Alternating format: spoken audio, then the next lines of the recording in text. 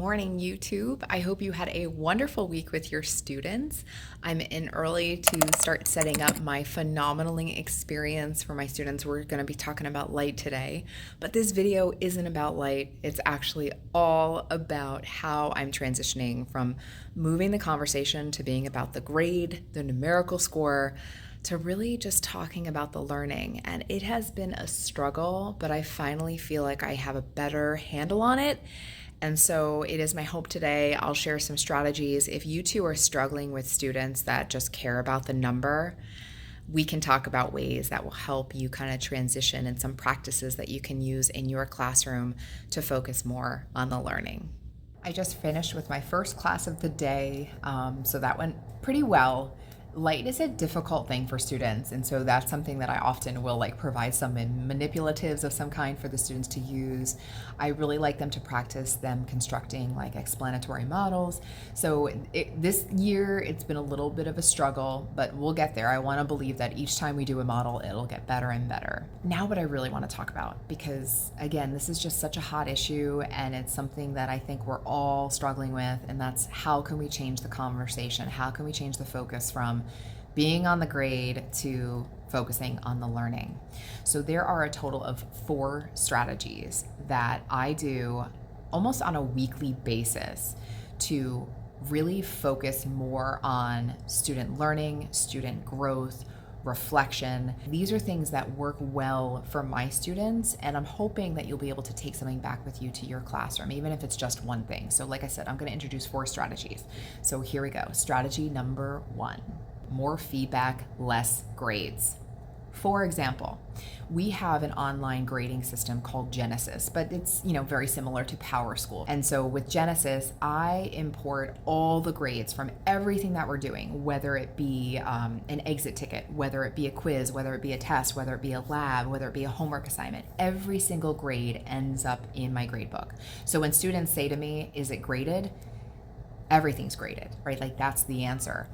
But the question is always, does it numerically contribute to my marking period grade? Does it actually affect my grade in terms of points? And so I think it's really important that when students ask me things like, well, does it count?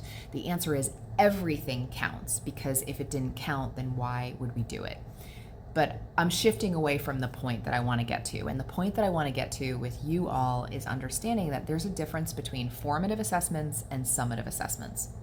So right now, as I sit with you in my honors chemistry class alone, I have a total of 16 formative assessments. These are assessments that do not numerically contribute to the student's marking period grade. They're really just check-ins for the students. And they could be anything. It could be like an ed puzzle video with a set of questions that I've assigned. It could be, as I mentioned earlier, an exit ticket, maybe a homework worksheet, or even a formal formative assessment where I have the students relocate and it assesses their content knowledge from that period.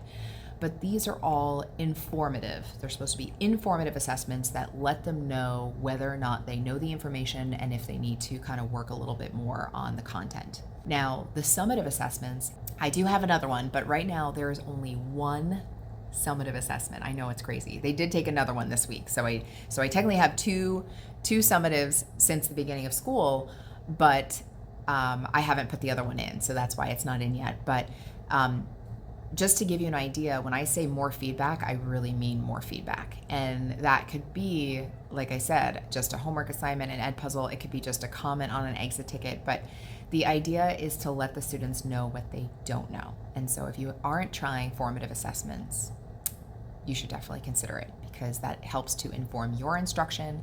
It helps to inform the student whether or not they need to come for extra help. And it also informs the parents if you're putting it in the gradebook. So it's definitely something to consider. I've also changed the way I grade. And you might be like, what? What are you talking about? So I changed the way I grade assessments. And I used to write, all the numerical points. I would put -1 if the students lost a point. But now what I use is a highlighter. I literally take out my highlighter and I highlight all the wrong answers, right? Anything that I see that the student did wrong, I highlight it. I don't put any points on the assessment. And when my students get their assessment back, they look at the assessment and they look at the highlights, and they have to reflect and think about why they didn't get that question right. And the reason why I don't put the points on is because I found that students would be so focused on the grade that they wouldn't look at the mistakes that they've made. They would be like, oh, okay, like no big deal. And that was the majority. I mean, there are definitely students out there that, look at the grade and look at the mistakes, but that's out of the norm. That was definitely not the norm. And so I made the decision. I started this last year and I've been continuing it this year. I started in the middle of the year last year. And one of the pieces of feedback that really helped me to say, you know what, Karen, you're doing the right thing by your students by doing this, is I actually had students come to me and say, I felt so much less stressed like actually taking the assessment and seeing the points for everything. They also said that they were able to focus more on the mistakes that they made because they weren't saying, oh my God, I did so bad on this assessment.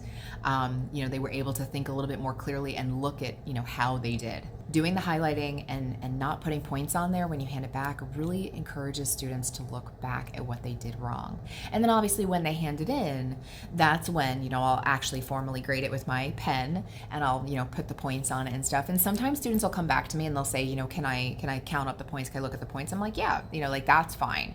But the main goal is for them to at least reflect on what they did wrong right in the moment. The third thing that I have completely changed and revamped is the use of a student learning tracker. It's not perfect, and I would definitely appreciate any feedback and anything that works well for you and your class. But I said to myself, you know what? I need to think about how can I, again, encourage students to think about whether or not they've met the learning target or the learning goal. And so I created this thing called a student tracker. Basically, I take like all the learning objectives that the students are, working with throughout a unit, and I have them reflect on whether or not they understood, what was their comfort level with answering the questions and how they did on their formative assessments. So it's a really simple tracker.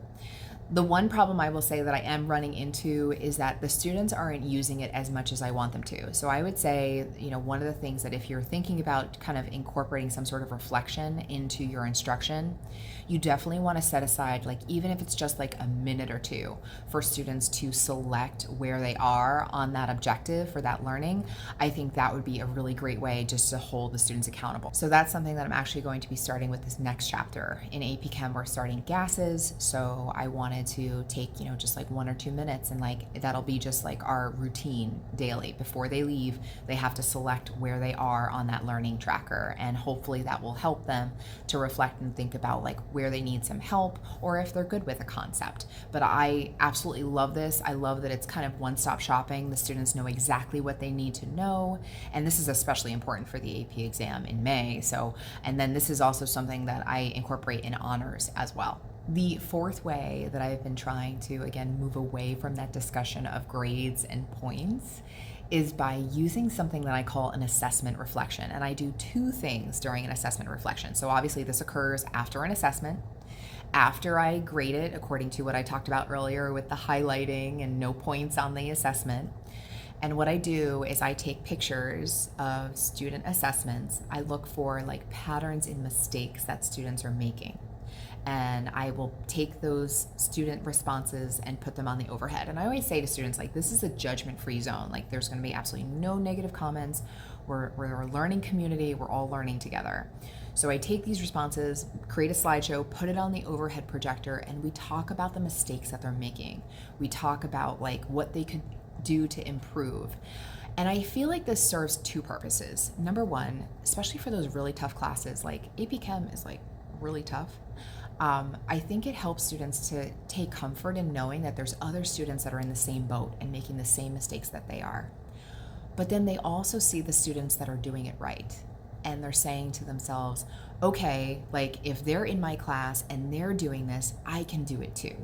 Now this is completely anonymous, like the students don't see names or anything, but I have just found that this has been great for incorporating like conversation about content, having students focus on what they did wrong.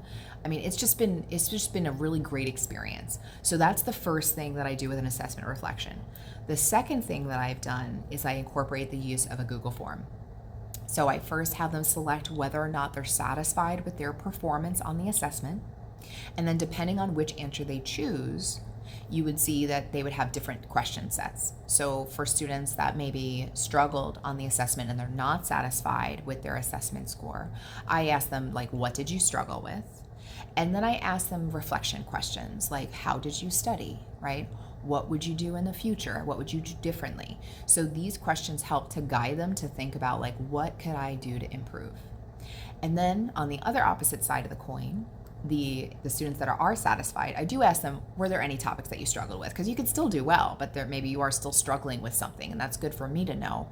But then I kind of transition and ask them, like, what helped you to be successful? What advice would you offer to somebody that is struggling? And so that also kind of helps them to reflect and think about, like, what's working for them. And if that's working for them, they need to keep doing it. I will say, if you've got students that are still coming at you about points, one of my favorite go-to phrases is to say, you worry about the learning, I'll worry about the points.